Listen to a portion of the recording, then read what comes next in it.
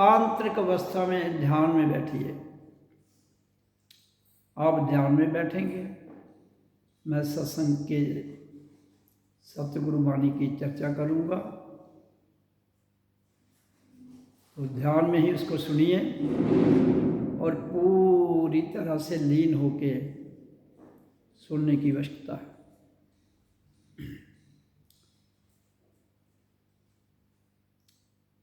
जब से मैंने सतगुरु वाणी की चर्चा करता हूँ इस जन्म में, बड़े स्पष्ट भाव से मैं एक ही ध्वनि की चर्चा करता हूँ, वो है ओम।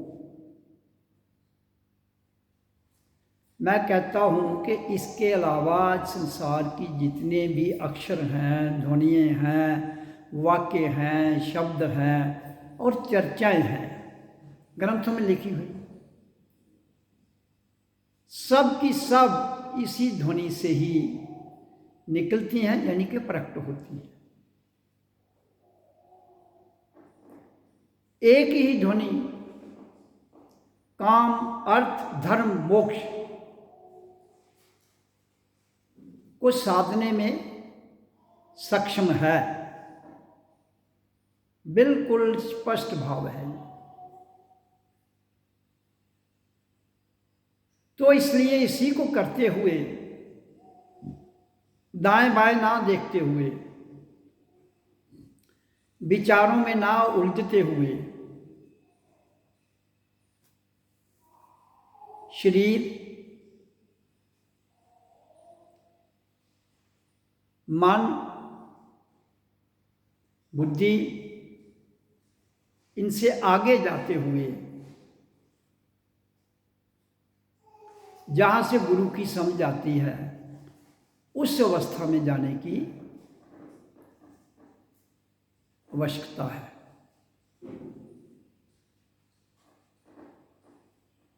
इसलिए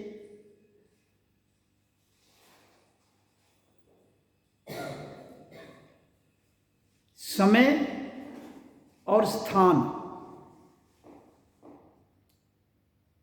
प्रकृति की ग्रिप में है स्थान और समय से परे उस परमात्मा की ऊर्जा का परम धाम है। यात्रा प्रकृति से शुरू होती है, संपन्न परम धाम में होती है। लेकिन जीते जी इस यात्रा को करना है। अगर कोई भी इंसान जो इस धरती पर इस मानव देह में आया है, नर हो या नारी हो,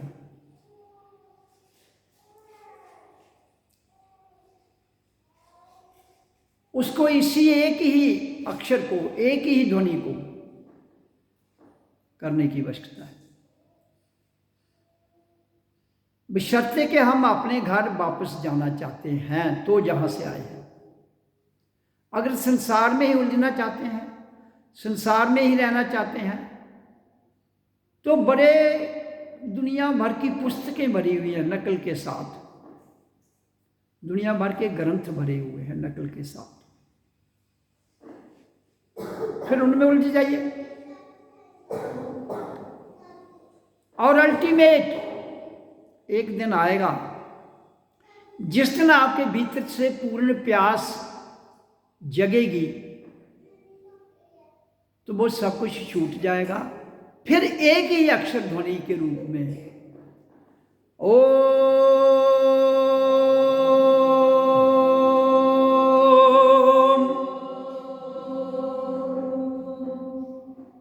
कारगर सिद्ध होगा हर किसी के जीवन में जिसने भी इस धरती पर ये देह धारण किया है।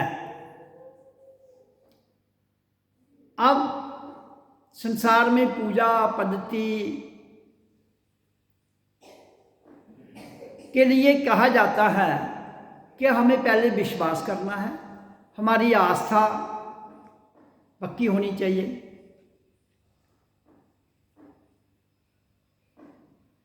लेकिन मेरी वाणी क्या कहती है, जो मेरी सतगुरु की वाणी है, कहती आस्था भी तुम्हें डुबो देगी, विश्वास भी तुम्हें डुबो देगा, तो फिर क्या है जो हमें डूबने से ऊपर ले जाकर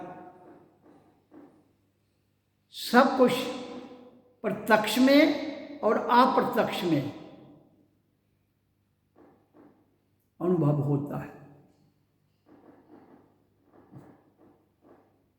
उससे आगे क्या है? स्वयं को जानना। स्वयं को जानने का अर्थ है ना आस्था है ना विश्वास है,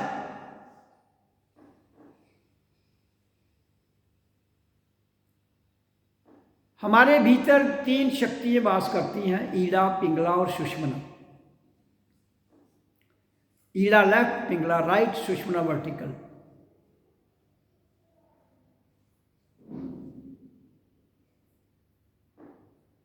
सीधा चलने में दिक्कत आती है, टेढ़ा चलने में मजा आता है। इसलिए आपने कभी किसी इंसान को चलते देखना होगा, सीधा कभी नहीं चलता है, टेढ़ा।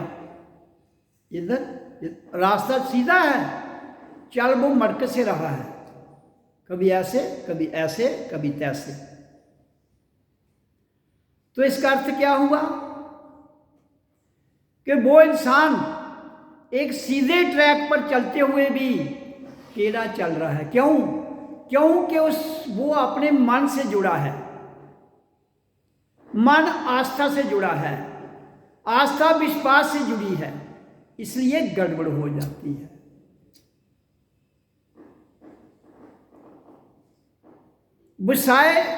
बजाय कि हम टेढ़ा चले, रास्ता सीधा है। कौन सा? सुषुम्ना का। मेरुदंड बिल्कुल सीधी है और सुषुम्ना भी बिल्कुल सीधी है, लेकिन ईड़ा और पिंगला गड़बड़ है। इसलिए ही हम कहते हैं कि ओम का उच्चारण करके ईड़ा पिंगला जो दो शक्तियां हैं नाड़ी के रूप में हमारे भीतर, उनको सीधा कर लो।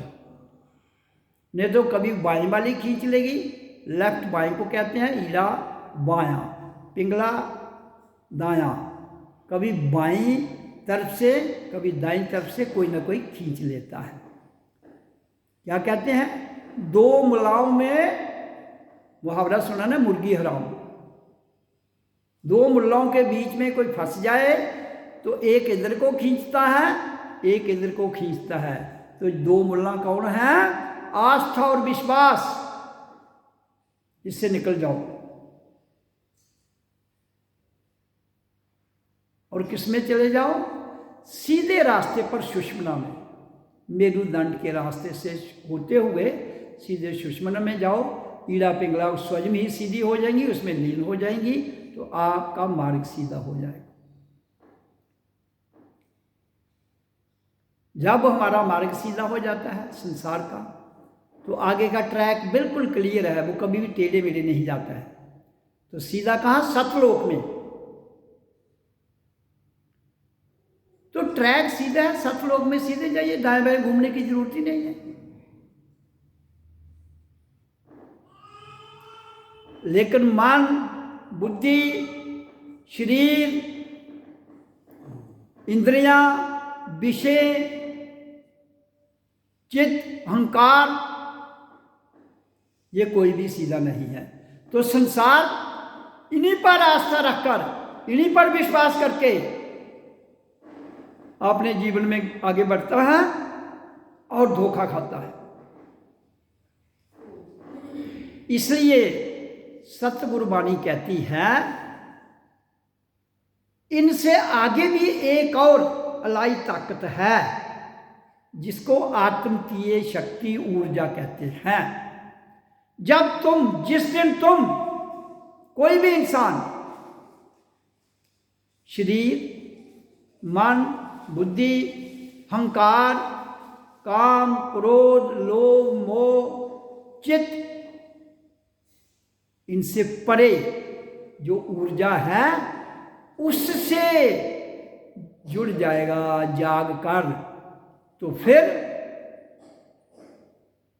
जो विचार आता है आपके भीतर से, पहले तो विचार आएगा ही कोई नहीं, फिर भी बाई चांस कोई विचार उठता है, वो विचार सार्थक होगा, वो आपको विश्वास और आस्था से परे होगा।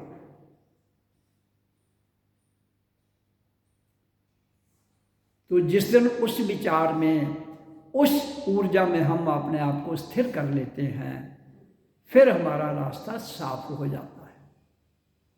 तब तक हर आदमी मार्ग पर है, यात्रा में है, लेकिन वहां पहुंचा नहीं जहां से हमारा मार्ग साफ होता है।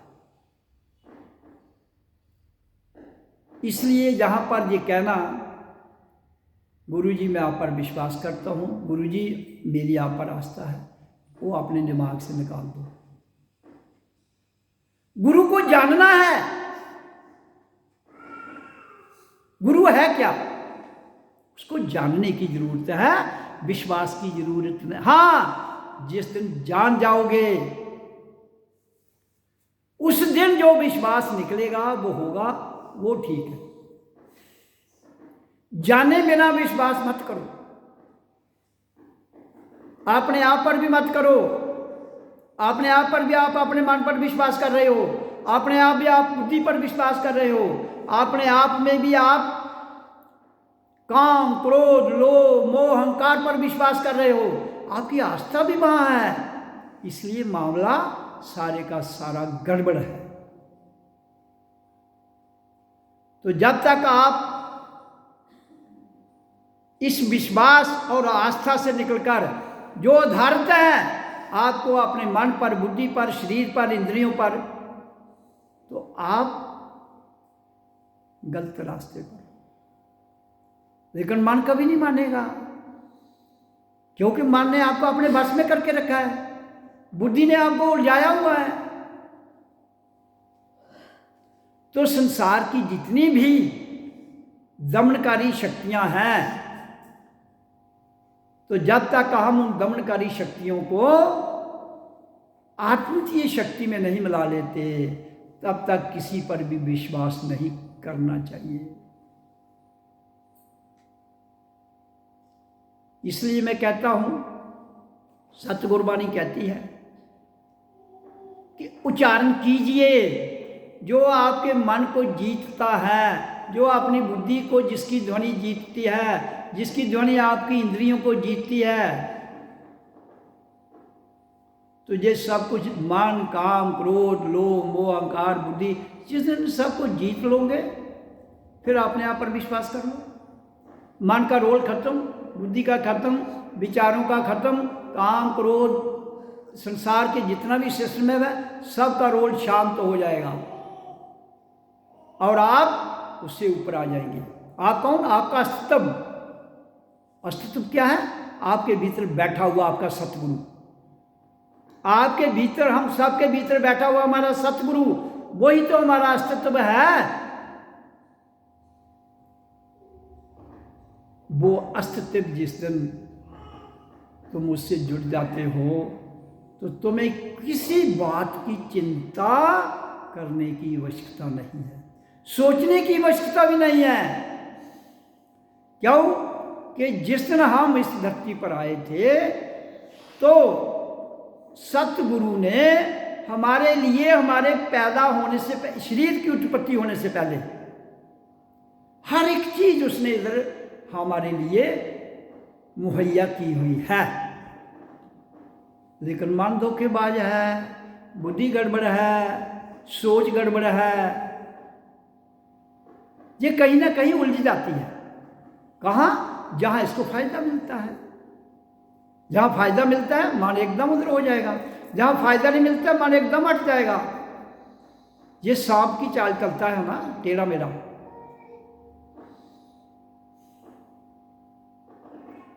तो इसलिए जीवन के रहते हुए आप मुफ्त की चिंता मोल ले लेते हो, कल क्या होगा, परसों क्या होगा। भाई जो आज हो रहा है उसको जानो, जो अभी हो रहा है उसको जानो। तो अभी क्या हो रहा है? श्वास आ रहा है, जा रहा है। क्या हो रहा है? श्वास आ रहा है, जा रहा है, आ रहा है, जा रहा है। वो अभी है, क्षण में है। आपका जीवन एक क्षण में है, श्वासों का आना जाना। इसलिए अपने श्वासों से ही दोस्ती कर लो, और किसी से दोस्ती मत करना। अपने श्वासों पर विश्वास कर लो और किसी पर विश्वास मत करना। अब आप पूछेंगे श्वासों पर विश्वास कैसे करना है? श्वासों को देखना है। आपके श्वास हैं, आ रहे हैं, जा रहे हैं, उन्हीं को देखो भाई। ओम की ध्वनि का सबसे बड़ा जो प्रभाव है वो श्वासों पर ही तो पड़ता है। श्वास क्रिया पर ही तो उसका पूर्ण प्रभाव है। इसलिए जो अक्षर, जो ध्वनि श्वासों पर पूरा प्रभाव डाल सकती है या डालती है, उसी को ही हम परमात्मा की ऊर्जा कहते हैं। और वो कभी भी धोखा नहीं देती है, कभी भी नहीं। धोखा कोई हमें नहीं देता है, धोखा खुद ही हम अपने आप को देते हैं। मन पर यकीन करके, बुद्धि पर यकीन करके, विषयों पर यकीन करके, अपनी इंद्रियों की मस्ती पर यकीन करके। तो यकीन तो मैं कह रहा हूं मत करो, विश्वास और यकीन एक ही बात है। तब जाकर सत्संग की समझ आती है। लेकिन विश्व तो पूरा मन में डूबा हुआ है, विश्व पूरा बुद्धि में फंसा हुआ है। विश्व में तो बुद्धिजीवी लोग हैं जो हुकूमत कर रहे हैं। राज करने वाले कौन लोग हैं? दो ही लोग हैं, बुद्धिवादी और बुद्धिजीवी। दोनों खतरनाक। तो फिर बुद्धिनिष्ठ, बुद्धिजीवी बुद्धिवादी से आगे है बुद्धिनिष्ठ। जो उसमें जीता है वो सबका भला करता है, वो किसी का बुरा कर ही नहीं सकता। लेकिन बुद्धिवादी और बुद्धिजीवी लोग किसी का भला कर ही नहीं सकते। क्यों? मन से जुड़े हैं, बुद्धि से जुड़े हैं, शरीर से जुड़े हैं, संसार से जुड़े हैं। संसार से जुड़ना गलत नहीं है, लेकिन किनसे जुड़ना है ये तो जान लो।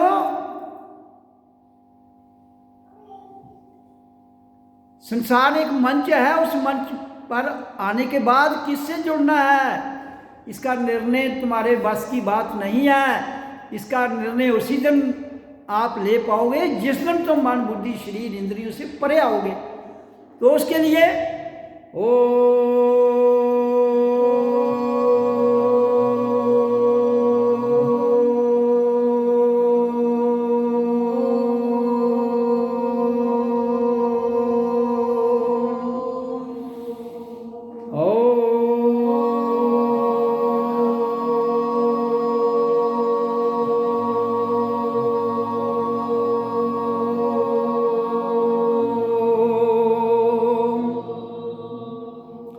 तो यही एक ध्वनि प्रकृति में भी सार्थक है, व्याखरी में, उच्चारण में, और प्रकृति से आगे मौन में, जिसको अनाहत नाद ध्वनि और अखंड ज्योत कहते हैं।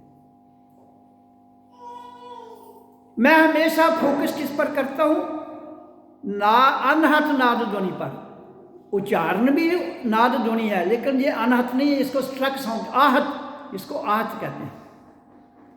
तो मैं चर्चा आहत से शुरू करके अनाहत तक जाना है, ये है यात्रा।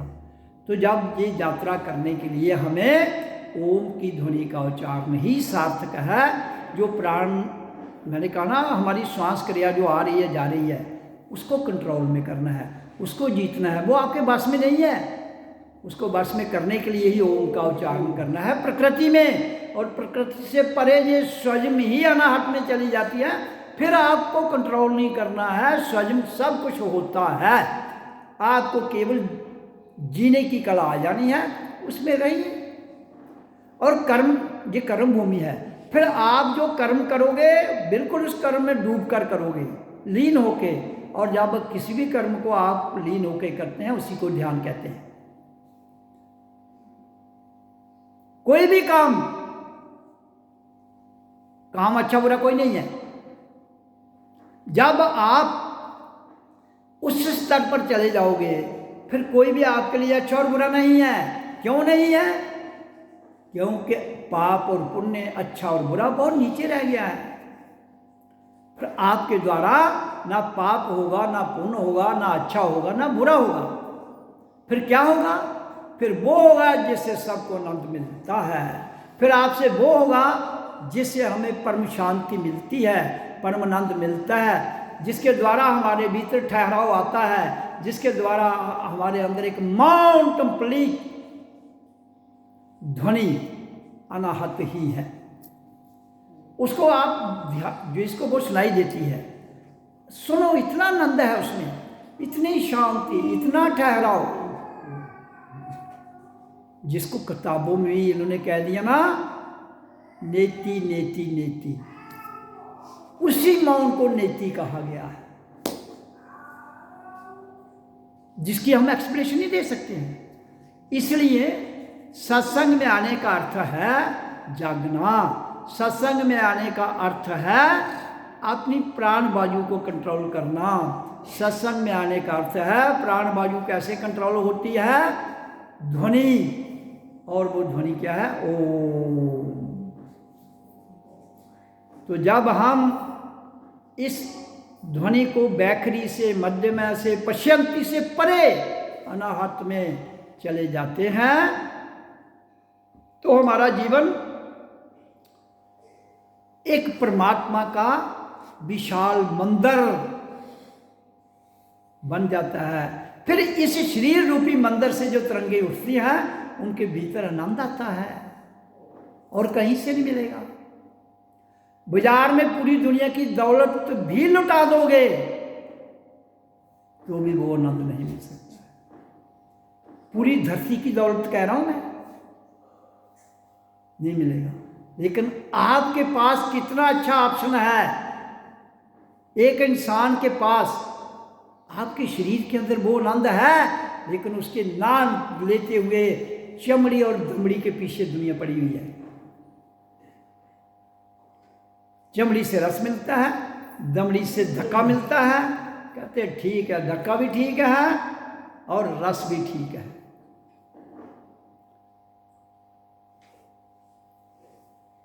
लेकिन आनंद लेने के लिए ये नकली रस सुखाना पड़ता है।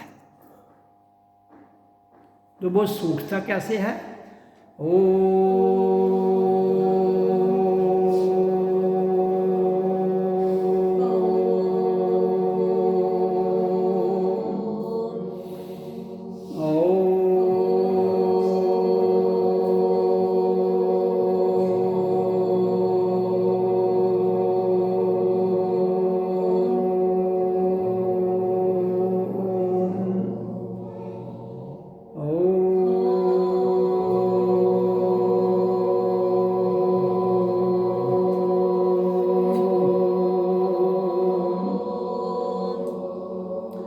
तो जीवन के रहते हुए, जब तक जीवन है तब तक एक ही अक्षर का उच्चारण करते हुए रस सूख जाता है। जिस दिन रस सूख गया, विकार खत्म, विचार भस्म, बीमारियां भी खत्म। विचार, विकार और बीमार तीनों धराशायी। आप इन तीनों से ऊपर आ जाते हो। ये है हम सब की जीवन यात्रा, ये है हमारे जीवन का लक्ष्य। इसी के लिए हमने ये मानव देह पाया है। यही है हमारे जीवन की असाइनमेंट। लेकिन ये वाली असाइनमेंट की तरफ ध्यान बहुत कम लोगों का है। अगर जिनका है भी है तो पूरी तरह नहीं उतरते हैं। कोई डचकोले खाता हुआ भाग जाता है, कोई नहीं भागता है। लेकिन मैं तो कहता हूँ जीवन मिला है, आगे हो, पीछे मुड़ के नहीं देखना जीवन में। ओम का उच्चारण करते वक्त डूब जाओ इसमें, दाएं बाएं मत देखो। मुझे ये मैंने पहले ही कह दिया, आपके आने से पहले प्रकृति में आपके लिए हर चीज है। फिर तुम डिमांड करते हो तो धोखा खाते हो। जब सब कुछ है फिर डिमांड काहे की, फिर मन्नत काहे की, फिर भिखारीपन काहे का। फिर जो मिलता है उसी में तृप्त रहते हुए, उसी में ठहराव में शांत भाव में रहो। जो मिलता है बढ़िया है, जो नहीं मिलता है उसके लिए आकांक्षा मत रखना। क्यों? हम 3 युगों पर आधारित है। हमारा ये शरीर जो है वर्तमान में साक्षात है, अतीत भी है इसका और भविष्य भी है। लेकिन अगर वर्तमान ही साक्षात नहीं कर पाए तो ये वर्तमान ही अतीत बन जाएगा और आने वाला कल भी वर्तमान में ही भुगतना पड़ेगा। इसलिए ये तीनों युग, भूत, भविष्य और वर्तमान, इसके भीतर जीवात्मा जो है वो यात्रा करती रहती है। इसलिए एक को साध लो, वर्तमान को साध लो तो भविष्य अपने आप ठीक हो जाएगा। वर्तमान साधोगे तो कल जब हम आगे जाएंगे तो वो अतीत में चला जाएगा। तो अतीत में जब आपने साधा हुआ तो आपका अतीत भी ठीक हो जाएगा, आपका भविष्य भी ठीक हो जाएगा। साधना वर्तमान को है, इसलिए उच्चारण वर्तमान में करना है। तो तीनों युग साधे जाएंगे। इसलिए मैंने कहा कि इंसान की डिमांड क्या होती है। हर इंसान की डिमांड धरती पर क्या होती है? काम, अर्थ, धर्म, मोक्ष। तो ये चारों साधे जाएंगे। जब वर्तमान में साधे जाएंगे तो अतीत बीन में रहेगा और वर्तमान अतीत में जाएगा और आने वाला काल फिर वर्तमान में आएगा, तब भी साधा जाएगा। तो तीनों युग साधेंगे आपसे एक वर्तमान में रहने के बाद। तो फिर आपकी ग्रंथ की कहानी हमारे भीतर जो सिस्टम है कोई नहीं लिखने वाला है, आप स्वयं में ही लिखने वाले हैं।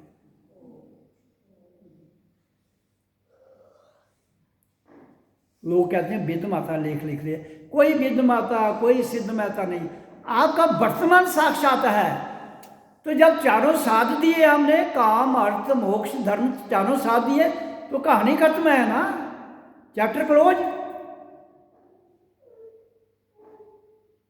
तो फिर ना आपका अतीत खराब होगा ना भविष्य खराब होगा, लेकिन वर्तमान को साध लो। तो आप वर्तमान में हो, हम सबको वर्तमान में ये देह भी मिला है, सतगुरु भी भीतर में बैठा हुआ है। फिर क्यों चूक जाता है इंसान? मन, बुद्धि, लालच, काम,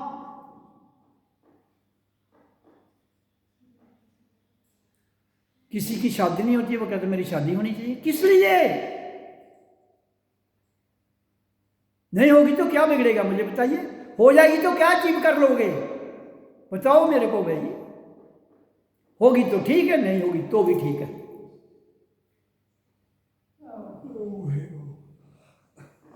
मुझे धन चाहिए, क्या करोगे? ज्यादा धन को इकट्ठा, नीड, मैं एक ही बात कहता हूं, जरूरत सबकी है, लालच किसी का नहीं है। Need is for everyone and greed is for no one. लेकिन दुनिया तो ग्रीड में फंसी है। फिर कहते हैं जी हमारा ये हो गया। आपने जो चीज दुनिया में पा रहे हो, आपकी इच्छा क्यों उठती है आपके अंदर?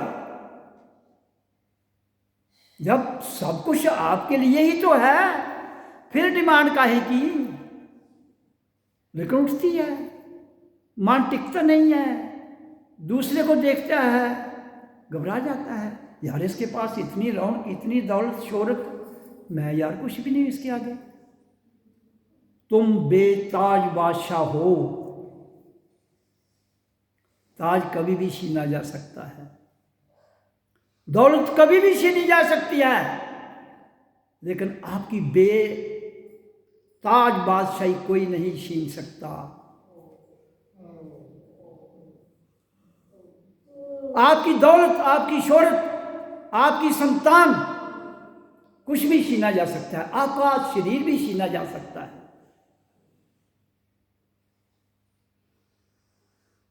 इसलिए जो छीना जाना है उसी के प्रति तो इंसान कंफ्यूज है। हम सब उसी में डूबे हुए। पहले मन्नत की, चीज मिल गई, उसने डंडा चढ़ा दिया, कंफ्यूज हो गए। इसलिए सतगुरु वाणी का अर्थ क्या है? सिंपल, सरलता, अपने आंतरिक यात्रा को करते हुए अपने भीतर ही सतगुरु का परम धाम ये स्थान है, यहाँ अपनी ऊर्जा को ले जाओ। बस आपकी ये सबसे बड़ी असाइनमेंट है जीवन में हर इंसान की। लेकिन हम करते क्या है? यार वो भी तो मजा कर रहा है, ਉਹਦੇ ਕੋਲ भी गड्डी है, बीग भी थोड़ी चाहिए। तुम दूसरों को देख के कंफ्यूज हो, उसका मकान भी है, मेरे पास नहीं है, उसके पास दौलत है, मेरे पास, किसके पास क्या है? तुम्हें क्या चिंता है?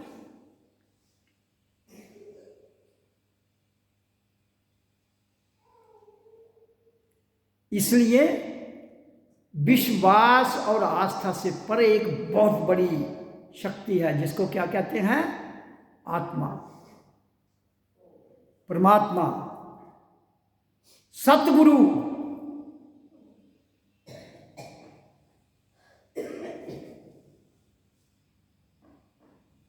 ये कोई खेल नहीं है भाई। कहानियों, संसार में कहानियां सुनाई जाती हैं, कहानियों में रस है, कहानियों में रस। आपको रस पीने का, हम सबको रस पीने का इतना स्वाद लग चुका है, वो छूटता ही नहीं है। तो इसलिए वो सिर्फ एक ही ध्वनि है जो उस रस को सुखा सकती है, ओम, बस। हिंदू, मुसलमान, सिख, ईसाई, बौद्ध, जैन, पारसी, यहूदी, अगर शांति चाहिए विश्व में, उन मंदिर हो, मस्जिद हो, गुरुद्वारा हो, गिरजाघर हो, गुम्पा हो, प्रेयर हॉल हो, सत्संग घर हो, सबसे एक ही आवाज आए तो दुनिया में परमानंद की लहर बह जाएगी।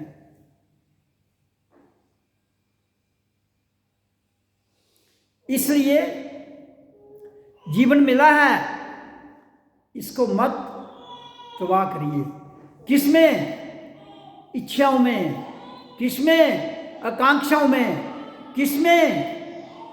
मन के पीछे चलते हुए, किसमें? बुद्धि से विचार पैदा करते हुए। इसलिए मैं कहता हूं कि जब भी आप आश्रम के हाथे में आते हो, मौन, आते ही मौन हो जाओ, और जब तक जाते नहीं हो मौन रहो। तो कहोगे फिर बोलना कैसे? किसी से नहीं, उच्चारण करो, जब श्वास को देखो। दो, या श्वास को देखो आ रहा है जा रहा है, नो टॉक, या फिर उच्चारण मुंह में करते रहो। ओम ऐसे भी कर सकते हो या मुंह में भी कर सकते हो। इधर तो मसले हैं, कोई कहीं से कहानी उठा के आ जाता है, कहीं से कहानी उठा के आ जाता है। यार ये किसी कहानियों के लिए मैंने नहीं इधर आश्रम शुरू किया है, सत्संग। ये मौन, उच्चारण करो और मौन में चले जाओ, उच्चारण करो, सांसों को देखते रहो। जब तुम इस पर दृढ़ता से अपनी लगन को, अपनी विल को, इच्छा शक्ति को स्थिर कर लोगे तो दुनिया की कोई ताकत नहीं लगती, आज नहीं तो कल आपके रास्ते से रिमूव हो जाए। कोई भी नेगेटिव ताकत, पॉजिटिव ताकत आपका काम नहीं बिगाड़ पाएगी। जिस दिन ये वाला विश्वास आपके भीतर पैदा हो जाएगा, उस दिन आपका जीवन सुखी हो जाएगा, आनंदित।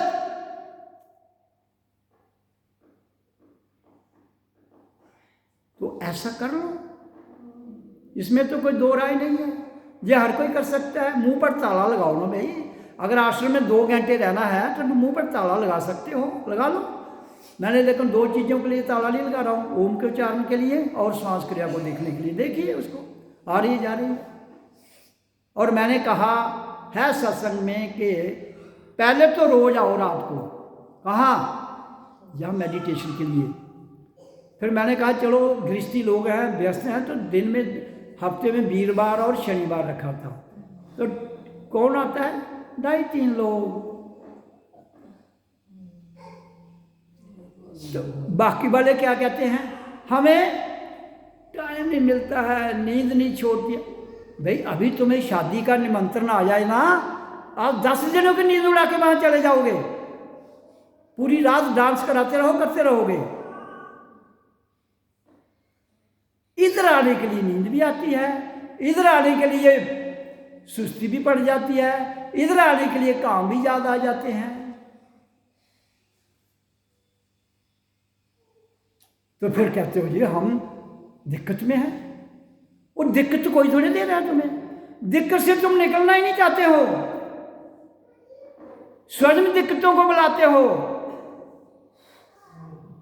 किसी को निमंत्रण मत दो। फिर मैं कह रहा हूं, मेहमान बुलाओगे, घर आएगा, सेवा नहीं करोगे तो वो आपके पीछे पड़ जाएगा। इसलिए किसी को बुलाओ ही नहीं। आए, बिना बुलाए जो आएगा बिना बुलाए चला जाएगा। जिसको बुलाओगे वो आपको तंग किए बिना नहीं जाएगा। इसलिए तुम बुलाते हो, यो मेरा रिश्तेदार है, मेरे को मिलने आना भाई। किस लिए भाई? क्या देना रिश्तेदार ने तुम्हें? किस लिए? आता है अपनी मर्जी से आए, जाता है जाए। हाँ, कबीर ने कहा है सतगुरु मुझे इतना दे जिसमें घर आया हुआ भूखा ना जाए और उसमें मेरा परिवार भी पल जाए। निमंत्रण नहीं कहा उसने, नो निमंत्रण, नो इनविटेशन कार्ड। जो आता है, इंसान आता है घर में, कोई जानवर आता है, जो आता है उसको समय के मुताबिक जो उसकी सेवा कर सकते हो कर दो, नो फॉर्मेलिटी। तो वो चला जाएगा। किसी को बुलाओगे, उसकी सेवा नहीं करोगे, उन्हें आखना चंगा आदमी है, बुलाइए मेरी बेवकूफ बना दें। इसलिए मैं जो सतगुरु बाणी बोलता हूं ना, बड़ी क्लियर कट होती है, उसमें कोई दाव पेच नहीं है। लेकिन तुम खुश रिश्तेदारों में रहते हो, जो पंगेबाज हैं सारे रिश्तेदार। ये नहीं, रिश्तेदार जिस गांव में रहते हो, जिस मोहल्ले में रहते हो, जो तुम्हारे भाई बहन, आगे पीछे, ताए चाचे मामे, ये सब ये रिश्तेदार हैं। Beware of pickpockets. मैं उधर सिनेमा हॉल में हम पिक्चर देखने जाते थे, उधर लिखा होता था बिवेयर ऑफ पिक पॉकेट्स। मैं गांव का आदमी, नया नया कॉलेज आया और सिनेमा देखने चला गया एक दिन, तो मैंने लाइन में खड़ा हूँ तो लिखा है साइड में बिवेयर ऑफ पिक पॉकेट्स, जेब कतरों से बचो। मैंने आख्या भाई मैं सिनेमा देखना है, इससे जेब कतरे ने। तो जेब कतरे कौन थे? जो हम सब लाइन में लगे थे, उसमें जेब कतरे भी तो। इंसान में हर किस्म का आदमी होता है। तो फिर टिकटाल ध्यान कद जेब वाल ज्यादा जो 4-8 1 रुपया होंगे होने जेब चो भी गया तो मैं फिर तो गए। तो जेब को ही ऐसे ऐसे चेक करते रहना, नहीं भी कोई पता लगा तो भी अगले पता लगता जेब पैसा। हम किसी को निमंत्रण बिवेरा पिक पॉकेट्स, बचो तो तुम बचोगे। जो जेब कतने वाला उसी पता लग जाना कि हथ अच मारा था जेब हथ किस ना किश है। ये मतलब है अस आपू गए अगले बुला दिया।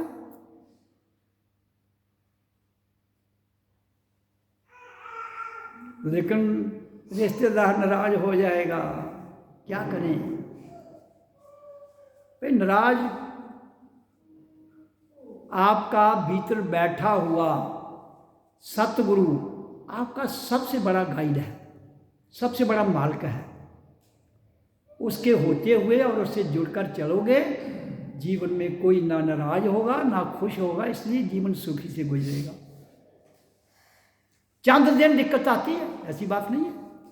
जब नए नए आप संसार से निकलते हो ना, तो फिर लोग बातें करते हैं, यार चंगा आदमी गल भी नहीं करता साढ़े कने। चंद दिन, उसके बाद वो कहेंगे ठीक है ये, तो आप अपनी मस्ती मौन में चले जाओगे, शांत हो जाओगे, जीवन आनंदित में अवस्था में गुजर जाएगा, कोई दिक्कत की बात ही नहीं है।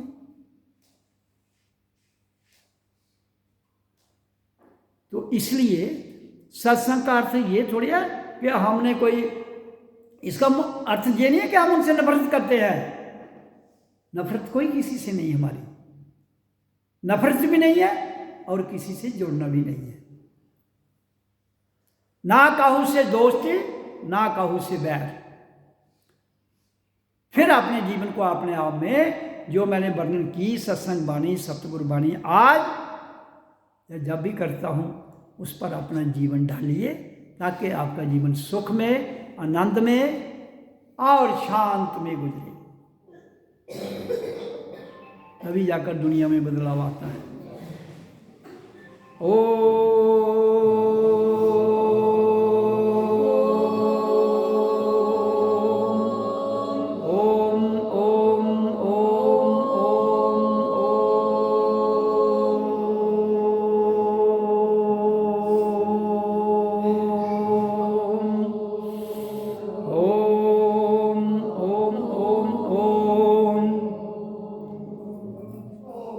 सत्संग को मैंने आपके समक्ष रखा। इससे आपने क्या पाया